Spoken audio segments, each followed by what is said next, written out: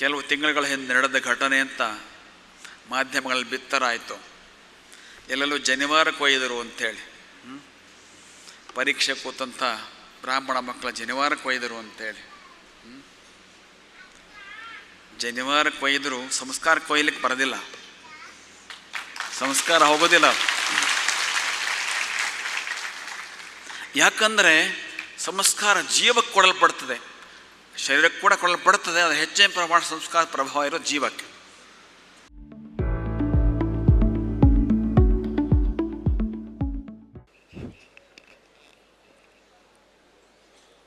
ಯೋಂತಃ ಪ್ರವೇಶ್ಯ ಮಮ ವಾಚಮಿಮಾಂ ಪ್ರಸುಪ್ತಾಂ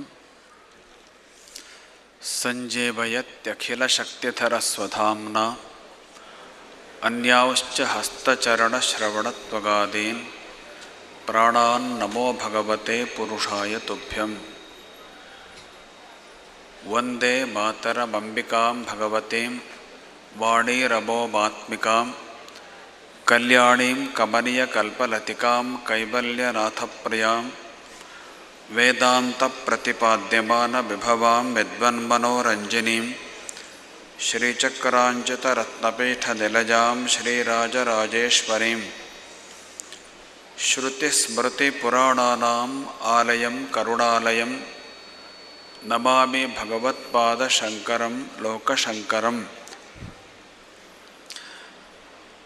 ಸಂಸ್ಕಾರೋತ್ಸವ ಮತ್ತು ಪ್ರತಿಬಿಂಬೋತ್ಸವ 2 ದಿನಗಳ ಕಾರ್ಯಕ್ರಮ ಪೂರ್ಣವಾಗ್ತಾ ಇರುವಂತಹ ಶುಭ ಸಂಜೆಯಲ್ಲಿ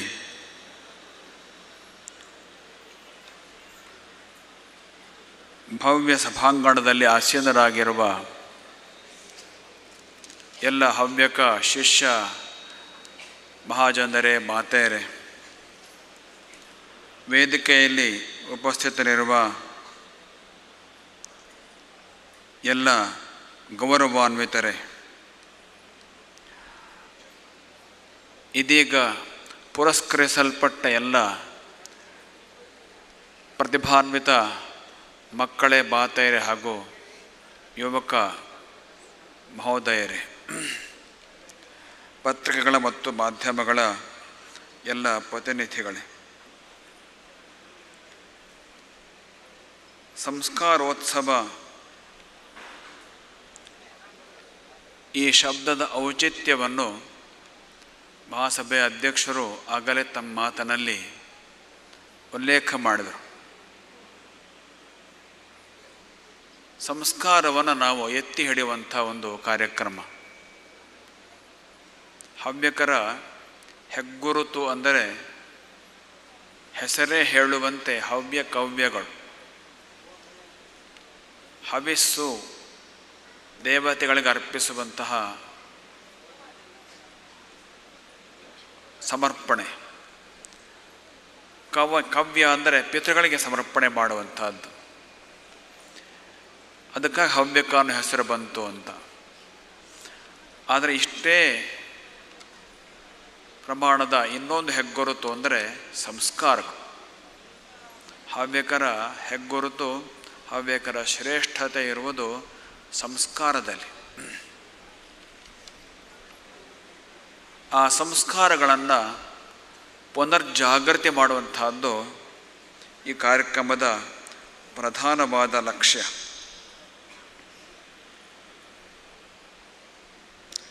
ಇವತ್ತಿನ ಗೋಷ್ಠಿಗಳಲ್ಲಿ ಇದರ ಬಗ್ಗೆ ಚಿಂತನೆಗಳು ಬಂದಿದ್ದಾವೆ. ಇಲ್ಲಿ ವಿಶೇಷತಃ ಆಧುನಿಕ ಬದುಕಿಗೆ ಸಂಸ್ಕಾರಗಳ ತಳಹದಿ ಎನ್ನುವ ಕುರಿತು ಗೋಷ್ಠಿ ಸ್ವಲ್ಪ ಹಿಂದಷ್ಟೇ ನಡೆದಿದೆ.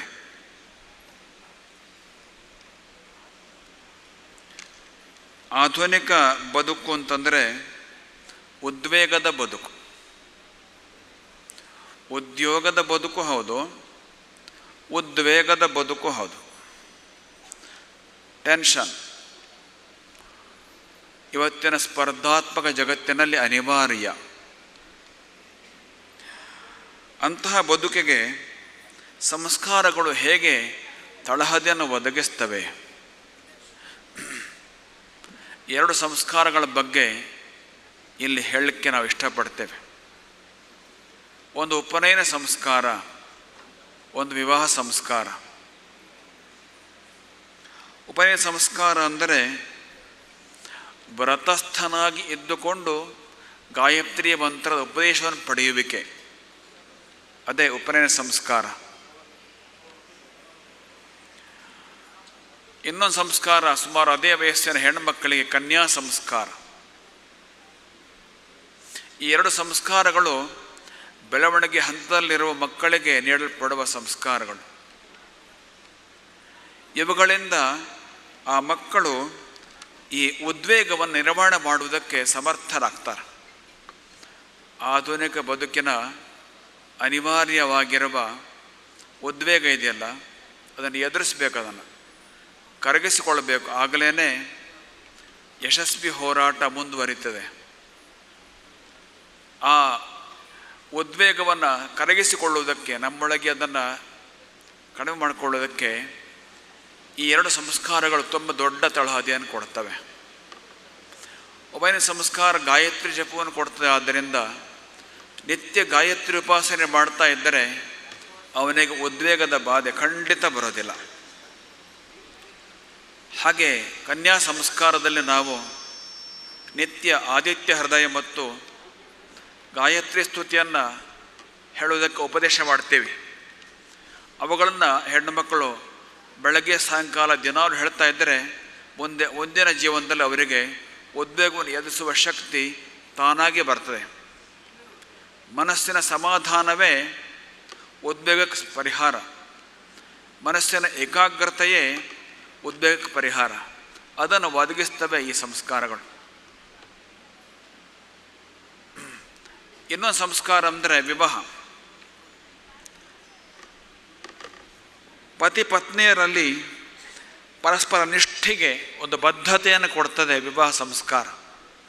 ಆ ಬದ್ಧತೆ ಎಂಥದ್ದು ಅಂದರೆ ದೈವಿಕವಾದದ್ದು, ದೈವಿಕವಾದ ಬದ್ಧತೆಯನ್ನು ಕೊಡ್ತದೆ.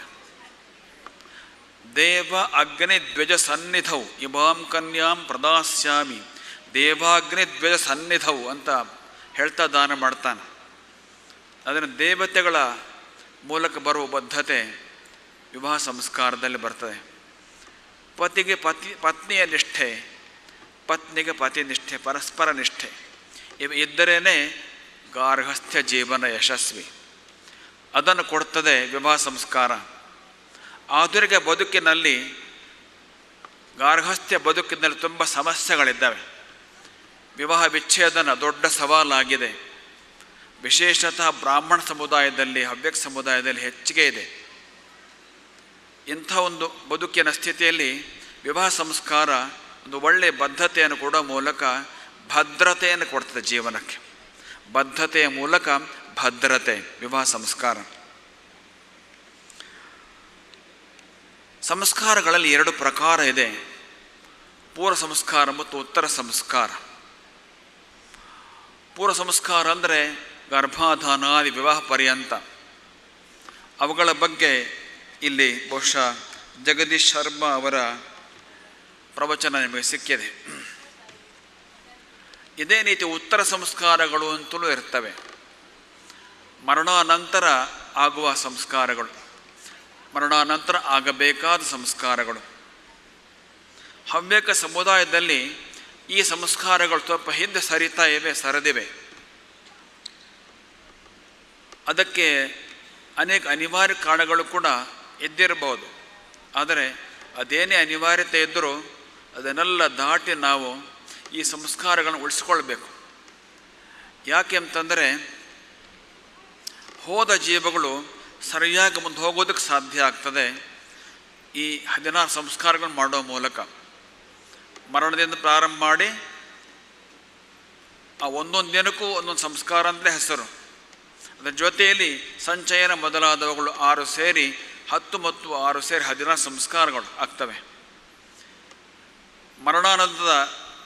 ಮರಣ ಆದ ಕೆಲವೇ ಕ್ಷಣಗಳ ಸಂಸ್ಕಾರ ಶುರುವಾಗಬೇಕು. ನಮ್ಮಲ್ಲಿ ತುಂಬ ಜನ ಇದನ್ನು ಉಪೇಕ್ಷೆ ಮಾಡ್ತಾರೆ. 10ನೇ ದಿವಸ ಶುರು ಮಾಡಿದ್ರಾಯಿತು ಅಂತ ಹೇಳ್ತಾರೆ.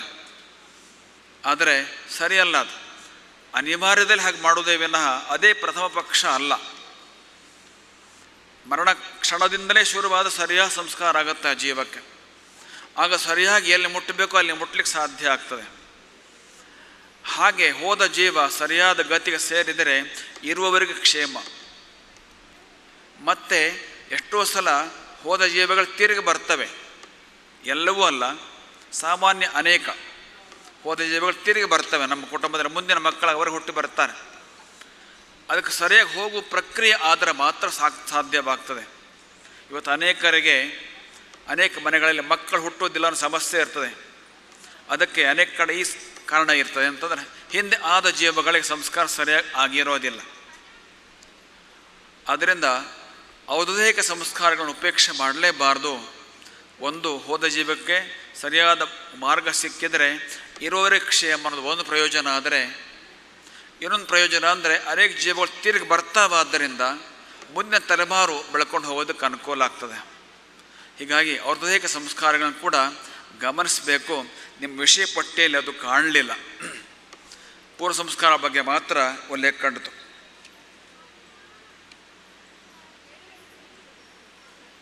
ಸಂಸ್ಕಾರಗಳ ಬಗ್ಗೆ ಮಾತಾಡಬೇಕಾದರೆ ಒಂದು ಮಾತನ್ನು ಹೇಳ್ತಾರೆ, ಅದನ್ನು ಆಕ್ಷೇಪಕ್ಕೆ ಬಳಸಿಕೊಳ್ಳುವವರು ಇದ್ದಾರೆ. ಜನ್ಮನ ಜಾಯತೆ ಶೂದ್ರ ಸಂಸ್ಕಾರಾತ್ ದ್ವಿಜ ಉಚ್ಯತೆ ಅಂತ. ಹುಟ್ಟುಭಾಗ ಶೂದ್ರನೇ ಆಗಿರ್ತಾನೆ, ಸಂಸ್ಕಾರದಿಂದ ದ್ವಿಜನಾಗ್ತಾನೆ ಅಂತ. ಶಬ್ದಕ್ಕೆ ಮೇಲ್ನೋಟಕ್ಕೆ ಅರ್ಥ ಇಷ್ಟೇ ಬರ್ತದೆ ಅದಕ್ಕೆ. ಹಾಗಾಗಿ ಇದನ್ನು ಆಕ್ಷೇಪಕ್ಕೆ ಬಳಕೆ ಮಾಡೋರು ಇರ್ತಾರೆ. ಎಲ್ಲರೂ ಶೂದ್ರರೇ ಹಾಗಿದ್ದೆ ಹುಟ್ಟಬೇಕಾದ್ರೆ, ಎಲ್ಲರೂ ಒಂದೇ ಇತ್ತಲ್ಲ ಹಾಗಿದ್ದರೆ ಯಾಕೆ ಬ್ರಾಹ್ಮಣರಿಗೆ ಮಾತ್ರ ಈ ಸಂಸ್ಕಾರ ಕೊಡಬೇಕು? ಹೀಗೆ ಆಕ್ಷೇಪ ಮಾಡೋದಕ್ಕೆ ಇದನ್ನು ಬಳಕೆ ಮಾಡ್ಕೊಳ್ತಾರೆ. ಆದರೆ ಇಲ್ಲಿ ಸ್ವಲ್ಪ ಆಳ ಇದೆ. ಜನ್ಮನ ಜಾಯತೆ ಶೂದ್ರ ಸಂಸ್ಕಾರಾತ್ ದ್ವಿಜ ಉಚ್ಯತೆ ವಿದ್ಯೆಯ ಯಾತೆ ವಿಪ್ರತ್ವಂ ತ್ರಿಭಿಶ್ರೋತ್ರಿಯ ಉಚ್ಯತೆ ಅಂತ ಪೂರ್ತಿ ಶ್ಲೋಕ. ಹುಟ್ಟುವಾಗಲೇ ಆತ ಸಂಸ್ಕಾರ ಇಲ್ಲದ ಸ್ಥಿತಿಯಲ್ಲಿ ಒಂದು ರೀತಿಯಲ್ಲಿ ಹುಟ್ಟಿರ್ತಾನೆ. ಆ ಅರ್ಥದಲ್ಲಿ ಶೂದ್ರ ಎಂಬ ಶಬ್ದ ಹೊರತು ಉಳಿದ ಸಾಮಾನ್ಯ ಶೂದ್ರ ಶಿಶುವಿಗೂ ಬ್ರಾಹ್ಮಣ ದಂಪತಿಗಳಿಗೆ ವಿಧಿವತ್ತಾಗಿ ಹುಟ್ಟಿದ ಶಿಶುವಿಗೂ ಒಂದೇ ಥರ ಅನ್ನೋದನ್ನ ಖಂಡಿತ ತಿಳ್ಕೊಬಾರ್ದು. ಯಾಕಂದ್ರೆ ನೋಡಿ, ಹುಟ್ಟುವಾಗಲೇ ಹುಟ್ಟಿದ ಕ್ಷಣದಲ್ಲೇ ಅನೇಕ ಲಕ್ಷಣಗಳು ತಂದೆ ತಾಯಿಗಳಿಂದ ಬಂದದ್ದು ಕಾಣ್ತೇವೆ. ಮಕ್ಕಳಲ್ಲಿ ತಂದೆ ತಾಯಿಗಳ ಗುಣಗಳು ಅಥವಾ ಮುಖ ವರ್ಗಗಳು ಕಾಣ್ತವೆ, ಹುಟ್ಟಿದಾಗಲೇ ಕಾಣ್ತದೆ. ಮೂಗು ತಂದೆ ಹಾಗಿದೆ, ಬಾಯಿ ತಾಯಿ ಹಾಗೆ ಹೇಳ್ತೀವಿ ನಾವು, ಹುಟ್ಟ ತಕ್ಷಣ ಹೇಳ್ತೀವಲ್ಲ. ಇದೆಲ್ಲರಿಗೂ ಸಮಾನ ಅಲ್ವಲ್ಲ. ಮತ್ತು ಇನ್ನೊಂದು ಅಂಶ ಇದೆ, ಹುಟ್ಟೋಕ್ಕಿಂತ ಮೊದಲೇ ಸಂಸ್ಕಾರಗಳು ನಮ್ಮಲ್ಲಿ ಶುರುವಾಗ್ತವೆ. ಗರ್ಭಾಧಾನ, ಮುಸಮನ, ಸೀಮಂತೋನ, ವಿಷ್ಣು ಬಲಿ, ಇವಿಷ್ಟು 4 ಕರ್ಮ ಸಂಸ್ಕಾರಗಳು ಹುಟ್ಟೋಕ್ಕಿಂತ ಮೊದಲೇ ಆಗ್ತವೆ. ಆಮೇಲೆ ಜಾತ ಕರ್ಮ, ಹುಟ್ಟುವುದು ಅಂತ ಅರ್ಥ ಅಲ್ಲಿಗೆ. ಈ ಹುಟ್ಟೋಕ್ಕಿಂತ ಮೊದಲೇ ಆಗುವ ಸಂಸ್ಕಾರಗಳು ಇವತ್ತು ಅನೇಕ ಕಡೆ ಆ ಸಮಯದಲ್ಲಿ ಆಗದೇ ಇರ್ಬೋದು, ಹುಟ್ಟೋಕ್ಕಿಂತ ಮೊದಲೇ ಆಗದೇ ಇರ್ಬೋದು. ಆದರೆ ಆ ಸಂಸ್ಕಾರಗಳು ಹಿಂದಿನ ಕಾಲದಲ್ಲಿ ಮುಂಚೆ ಆಗ್ತಾ ಇತ್ತಲ್ಲ, ಈ ಸ್ಮೃತಿವಾಕ್ಯ ಹುಟ್ಟಿದ ಆ ಕಾಲದಲ್ಲೇ ತಾನೆ. ಹಾಗಾಗಿ ಹುಟ್ಟೋಕ್ಕಿಂತ ಮೊದಲ ಸಂಸ್ಕಾರ ಇತ್ತು. ಈ ಹುಟ್ಟೋಕ್ಕಿಂತ ಮೊದಲನೇ ಸಂಸ್ಕಾರಗಳು ಉಳಿದ ಮಕ್ಕಳಿಗಿಲ್ಲ. ಹೀಗಾಗಿ ಜನ್ಮನ ಜಾಯತೆ ಶೂದ್ರ ಎಂಬ ಮಾತನ್ನು ತಪ್ಪಾಗಿ ಅರ್ಥ ಮಾಡ್ಕೊಳ್ಬಾರ್ದು. ಸಂಸ್ಕಾರಹೀನ ಸ್ಥಿತಿಯಲ್ಲಿ, ಸಂಸ್ಕಾರ ಕಡಿಮೆ ಇರೋ ಸ್ಥಿತಿಯಲ್ಲಿ ಹುಟ್ಟುತ್ತಾ ಮಗು ಅಂತ ಅರ್ಥ. ಮತ್ತು ಮುಂದೆ ಮಾಡೋ ಸಂಸ್ಕಾರಕ್ಕಿರುವ ಮಹತ್ವವನ್ನು ಹೇಳಲಿಕ್ಕೆ ಆ ಮಾತು ಬಂದಿದೆ. ಸಂಸ್ಕಾರ ದ್ವಿಜ ಉಚ್ಯತೆ ಅಂತ ಸಂಸ್ಕಾರಕ್ಕಿರೋ ಮಹತ್ವವನ್ನು ಹೇಳೋದಕ್ಕೆ ಆ ಮಾತು ಬಂದಿದೆ. ಸಂಸ್ಕಾರ ಇಲ್ಲದೆ ಎಷ್ಟು ಕೆಳಮಟ್ಟ ಜೀವನ ಆಗುತ್ತೆ ಅಂತ ಹೇಳೋ ಮೂಲಕ ಸಂಸ್ಕಾರಕ್ಕಿರೋ ಮಹತ್ವವನ್ನು ಹೇಳಕ್ಕೆ ಬಂದಿದೆ ಆ ಮಾತು. ಹಾಗಾಗಿ ಸಂಸ್ಕಾರಕ್ಕೆ ವಿಶೇಷತಃ ಬ್ರಾಹ್ಮಣ ಸಂಸ್ಕಾರಗಳಿಗೆ ಮಹತ್ವ ಇದ್ದೇ ಇದೆ. ಮತ್ತು ಯಾರನ್ನೇ ಆದರೂ ಏನು ಬೇಕಾದ್ರೂ ಮಾಡ್ಬೋದಲ್ಲ ಅಂತ ಕೇಳ್ಬೋದು. ಅದಕ್ಕೊಂದು ಉತ್ತರ ಇದೆ. ಏನಂತಂದರೆ, ಸಂಸ್ಕಾರಕ್ಕೊಂದು ಮಿತಿ ಇದೆ. ಯಾರನ್ನೇನು ಬೇಕಾದ್ರೂ ಮಾಡ್ಬೋದು ಅನ್ನೋ ಮಾತು ಬಂತು. ಆದರೆ ಆ ಮಾತಿಗೊಂದು ಮಿತಿ ಇದೆ. ಸಂಸ್ಕಾರಕ್ಕೊಂದು ಮಿತಿ ಇದೆ. ಪರಿವರ್ತನೆಗೆ ಒಂದು ಮಿತಿ ಇದೆ. ಉದಾಹರಣೆಗೆ ಇವತ್ತು ಪ್ರಚಲಿತ ವಿಷಯ ಇದೆ. ಗಂಡನ್ನು ಹೆಣ್ಣಾಗಿ ಪರಿವರ್ತನೆ ಮಾಡ್ತಾನೆ, ಲಿಂಗ ಪರಿವರ್ತನೆ. ಹೆಣ್ಣನ್ನು ಗಂಡ ಪರಿವರ್ತನೆ ಮಾಡ್ತಾನೆ. ಬೇರೆ ದೇಶಗಳು ತುಂಬ ನಡೀತದೆ, ನಾವು ಕೇಳಿದ್ದೇವೆ. ಶರೀರದಲ್ಲಿ ಬದಲಾವಣೆ ಒಂದಷ್ಟು ಆಗ್ಬೋದು, ಆದರೆ ಸ್ವಭಾವದಲ್ಲಿ ಬದಲಾವಣೆ ಖಂಡಿತ ಆಗೋದಿಲ್ಲ. ಸ್ವಭಾವ ಹಾಗೇ ಇರ್ತದೆ, ವ್ಯಕ್ತಿತ್ವ ಹಾಗೇ ಇರ್ತದೆ. ಹಾಗಾಗಿ ಸಂಪೂರ್ಣ ಪರಿವರ್ತನೆ ಮಾಡೋಕ್ಕೆ ಅದಕ್ಕೆ ಸಾಧ್ಯ ಆಗ್ತಾ ಇಲ್ಲ. ಪರಿವರ್ತನೆಗೊಂದು ಮಿತಿ ಇದೆ. ಇನ್ನೊಂದು ಉದಾಹರಣೆ, ಎಷ್ಟೇ ನಾವು ವಿಮ್ ಪೌಡ್ರ್ ಹಾಕಿ ತೊಳೆದ್ರು ಬೆಳ್ಳಿಯನ್ನು ಬಂಗಾರ ಮಾಡೋಕ್ಕೆ ಬರೋದಿಲ್ಲ. ಪೀತಾಂಬರಿ ಹಾಕಿ ತೊಳೆದ್ರೂ ಕೂಡ ಬೆಳ್ಳಿ ಬಂಗಾರ ಆಗೋದಿಲ್ಲ, ಬೆಳ್ಳಿ ಬೆಳ್ಳಿಯೇ. ಅದರಿಂದ ಒಂದಷ್ಟು ಗುಣಾಧಾನ, ದೋಷ ಅಪನಯನ ಸಂಸ್ಕಾರದಿಂದ ಆಗ್ತದೆಯಾದರೂ ಅದಕ್ಕೊಂದು ಮಿತಿ ಇದೆ. ಹಾಗಾಗಿ ಹುಟ್ಟಿದ ಎಲ್ಲ ಶಿಶುವನ್ನು ವೈದಿಕ ಸಂಸ್ಕಾರಕ್ಕೆ ಒಳಪಡಿಸಕ್ಕೆ ಬರುತ್ತೆ ಅಂತ ಹೇಳಿ ಚಿಂತನೆ ಮಾಡೋದು ಇಲ್ಲಿ ತಪ್ಪಾಗ್ತದೆ. ಹುಟ್ಟಿದ ಎಲ್ಲ ಜಾತಿಯ ಮಕ್ಕಳಿಗೂ ಒಳ್ಳೆಯ ಸಂಸ್ಕಾರ ಸಿಗಲಪ್ಪ, ಅದಕ್ಕೆ ನಮ್ಮ ಅಭ್ಯಂತರ ಇಲ್ಲ. ನಾವು ಬೇರೆ ಸಮುದಾಯಕ್ಕೂ ಕೂಡ ಗುರುಗಳಾಗಿದ್ದೇವೆ. ನಮ್ಮ ಮಠದಲ್ಲಿ ಬೇರೆ ಸಮುದಾಯ ಕೂಡ ಇದ್ದಾರೆ. ಬಹುಶಃ ಅಷ್ಟೇ ಸಂಖ್ಯೆಯಲ್ಲಿ ಬೇರೆ ಸಮುದಾಯದವರು ಇದ್ದಾರೆ. ಅವರಿಗೆ ಕೂಡ ಸಂಸ್ಕಾರ ಪ್ರಕ್ರಿಯೆ ನಾವು ಒಂದಷ್ಟು ಮಾಡಿಸ್ತೀವಿ. ಅದೇನು ಅವ್ರಿಗೂ ಒಂದಷ್ಟು ಒಳ್ಳೇದಾಗುತ್ತೆ. ಆದರೆ ಜನ್ಮತಃ ಬಂದಂತಹ ಗುಣಗಳು ಅಲ್ಲಿ ಬರೋದಿಲ್ಲ. ಹುಟ್ಟಿನಿಂದ ಒಂದಷ್ಟು ಗುಣಗಳು ಬಂದೇ ಬರ್ತವೆ ರಕ್ತಗತವಾಗಿ. ಹಾಗಾಗಿ ಈ ಮಾತನ್ನು ತಪ್ಪಾಗಿ ಅರ್ಥ ಮಾಡಬಾರ್ದು ಅನ್ನೋದು ನಮ್ಮ ಕಳಕಳಿ. ಇನ್ನೊಂದು ಸಂಗತಿ, ಕೆಲವು ತಿಂಗಳುಗಳ ಹಿಂದೆ ನಡೆದ ಘಟನೆ ಅಂತ ಮಾಧ್ಯಮಗಳಲ್ಲಿ ಬಿತ್ತರಾಯಿತು. ಎಲ್ಲೆಲ್ಲೂ ಜನಿವಾರ ಕೊಯ್ದರು ಅಂಥೇಳಿ, ಪರೀಕ್ಷೆ ಕೂತಂಥ ಬ್ರಾಹ್ಮಣ ಮಕ್ಕಳ ಜನಿವಾರ ಕೊಯ್ದರು ಅಂತೇಳಿ. ಜನಿವಾರ ಕೊಯ್ದರು, ಸಂಸ್ಕಾರ ಕೊಯ್ಲಿಕ್ಕೆ ಬರೋದಿಲ್ಲ, ಸಂಸ್ಕಾರ ಹೋಗೋದಿಲ್ಲ. ಯಾಕಂದರೆ ಸಂಸ್ಕಾರ ಜೀವಕ್ಕೆ ಕೊಡಲ್ಪಡ್ತದೆ, ಶರೀರಕ್ಕೆ ಕೂಡ ಕೊಡಲ್ಪಡ್ತದೆ. ಅದು ಹೆಚ್ಚಿನ ಪ್ರಮಾಣ ಸಂಸ್ಕಾರ ಪ್ರಭಾವ ಇರೋ ಜೀವಕ್ಕೆ.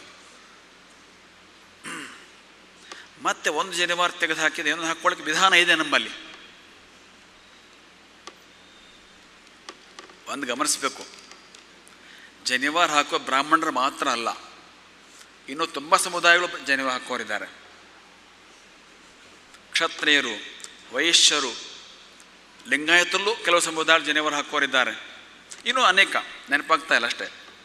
ಬಹುಶಃ ಬ್ರಾಹ್ಮಣರಷ್ಟೇ ಸಂಖ್ಯೆ ಸ್ವಲ್ಪ ಜಾಸ್ತಿ ಸಂಖ್ಯೆಯಲ್ಲೇ ಇದ್ದಾರೆ. ಅದು ಜನಿವಾರ ಕೊಯ್ಯುವ ಮೂಲಕ ಅಪಮಾನ ಮಾಡುವಂಥ ಉದ್ದೇಶ ಇದ್ದರೆ ಕೊಯ್ದವರಿಗೆ, ಇದು ಬ್ರಾಹ್ಮಣರಿಗೆ ಮಾತ್ರ ಅಪಮಾನ ಅಲ್ಲ, ಅವರೆಲ್ಲರೂ ಸಹ ಅಪಮಾನ ಆಗತ್ತೆ. ಅದು ಹಾಗೆ ಮಾಡಬಾರ್ದು. ಧಾರ್ಮಿಕ ಸ್ವಾತಂತ್ರ್ಯ ಇರತಕ್ಕಂಥ ಒಂದು ದೇಶ ಇದು. ಪ್ರತಿಯೊಬ್ಬರಿಗೂ ಧರ್ಮಾಚರಣೆ ಸ್ವಾತಂತ್ರ್ಯವನ್ನು ಕೊಡ್ತದೆ ಕಾನೂನು, ಸಂವಿಧಾನ. ಹಾಗಿರಬೇಕಾದರೆ ಈ ರೀತಿಯ ಧರ್ಮಾಚರಣೆ ವಿಷಯದಲ್ಲಿ, ಒಂದು ರೀತಿಯ ವೈಯಕ್ತಿಕವಾದ ವಿಷಯಗಳಲ್ಲಿ ಕೈ ಹಾಕೋದು ಸರಿ ಆಗೋದಿಲ್ಲ. ಅದಕ್ಕಾಗಿ ಇನ್ನು ಮುಂದೆಯಾದ ಸರ್ಕಾರದವರು ಈ ರೀತಿಯ ಘಟನೆಗಳು ಆಗದೇ ಇರೋ ಹಾಗೆ ಕ್ರಮವನ್ನು ಕೈಗೊಳ್ಳಿ ಅಂಥೇಳಿ ನಮ್ಮ ಆಗ್ರಹ.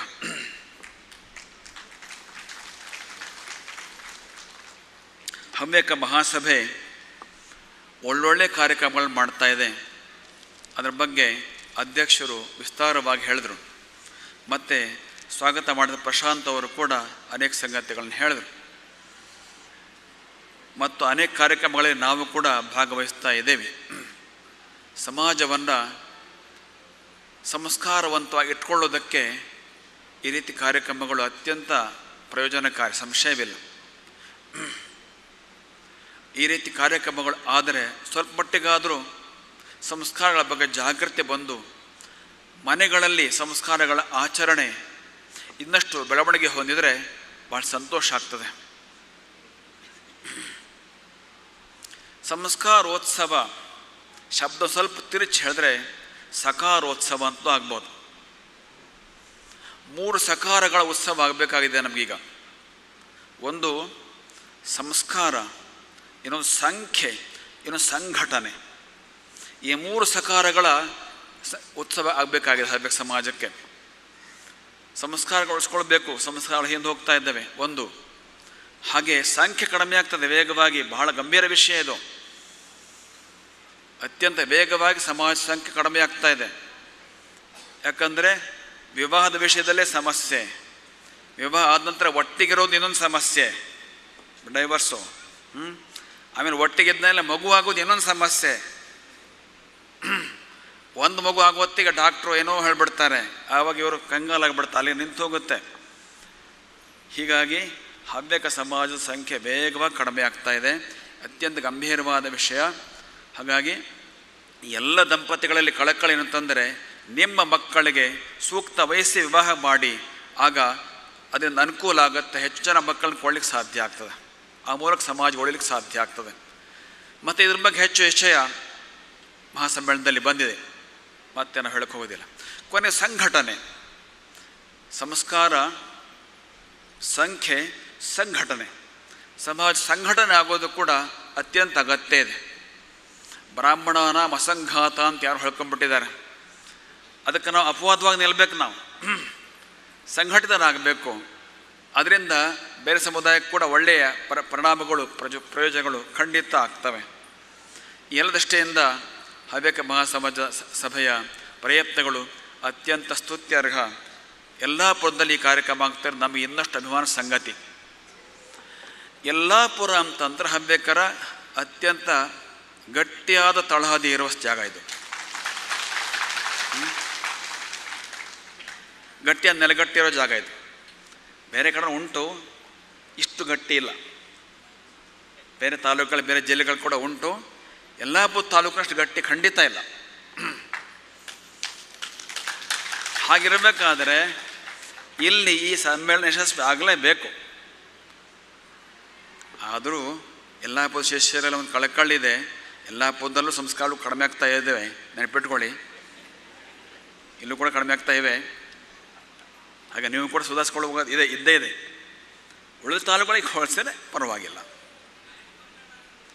ಅದನ್ನು ಯಲ್ಲಾಪುರದಲ್ಲಿ ನಮ್ಮ ಶಿಷ್ಯ ಸಮುದಾಯದಲ್ಲಿ ಮಧ್ಯದಲ್ಲಿ ಈ ಕಾರ್ಯಕ್ರಮ ಆಗ್ತದೆ, ನಮ್ಮ ಅತ್ಯಂತ ಅಭಿಮಾನ ಸಂಗತಿ.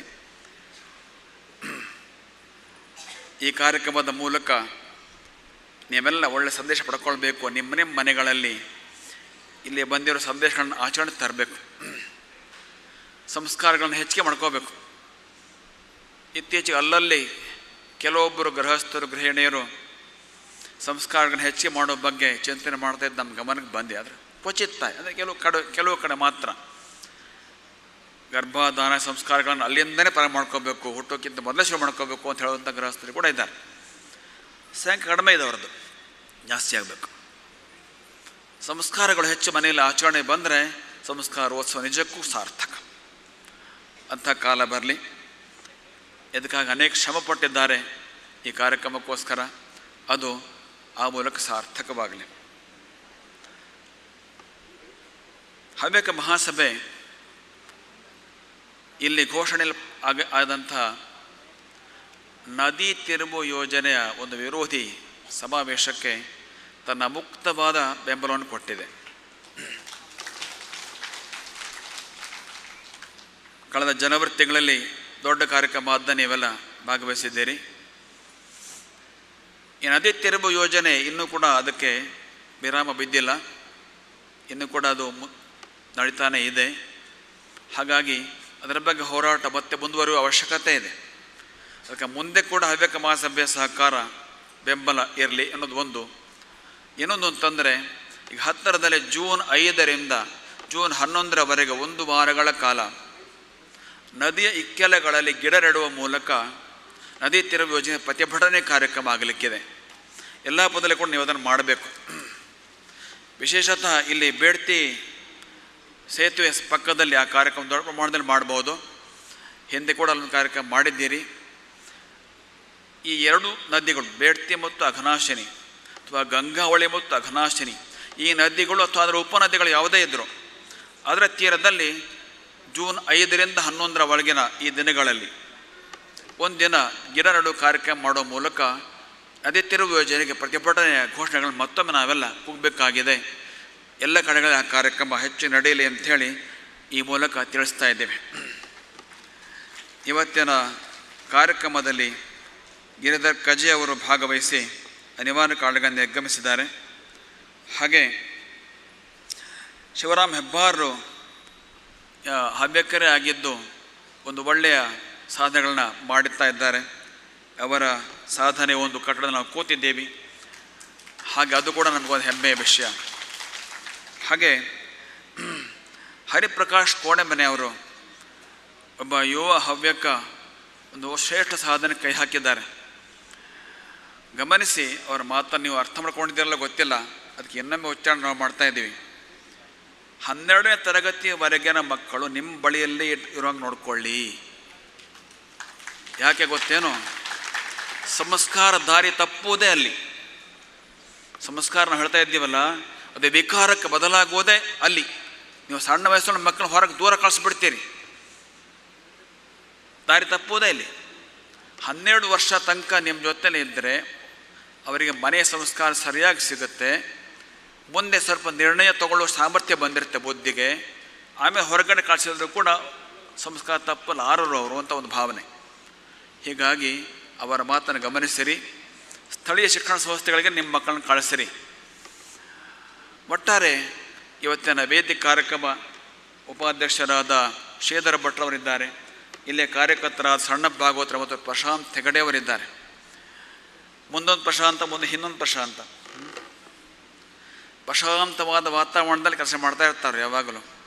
ಅವಾಗ ಕೆಲಸ ಮಾಡೋದು ಗೊತ್ತಾಗೋದು ಕಾರ್ಯಕ್ರಮ ಆದಾಗಲೇ. ಅಲ್ಲಿ ತನಕ ಪ್ರಶಾಂತ. ಕಾರ್ಯಕ್ರಮ ಸುಂದರವಾಗಿ ನಡೆದಿದೆ. ಹವ್ಯಕರ ಸಂಸ್ಕಾರ ಮತ್ತೊಮ್ಮೆ ಜಾಗೃತಗೊಳ್ಳಲಿ. ಅದು ಉಳ ಸಮಾಜಕ್ಕೆ, ದೇಶಕ್ಕೆ, ಜಗತ್ತಿಗೆ ಕೂಡ ಕ್ಷೇಮವನ್ನುಂಟು ಮಾಡಲಿ ಅಂತ ಹಾರೈಸಿ ಪೂರ್ಣ ವಿರಾಮ ಬಿಡ್ತೇವೆ. ಲೋಕಾಃ ಸಮಸ್ತಾಃ ಸುಖಿನೋ ಭವಂತು.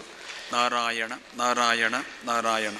ಪರಮಪೂಜ್ಯ ಶ್ರೀಮದ್ ಜಗದ್ಗುರು ಶಂಕರಾಚಾರ್ಯ ಶ್ರೀ ಶ್ರೀ ಗಂಗಾಧರೇಂದ್ರ ಸರಸ್ವತಿ ಸ್ವಾಮಿ ಮಹಾರಾಜ್ ಕಿ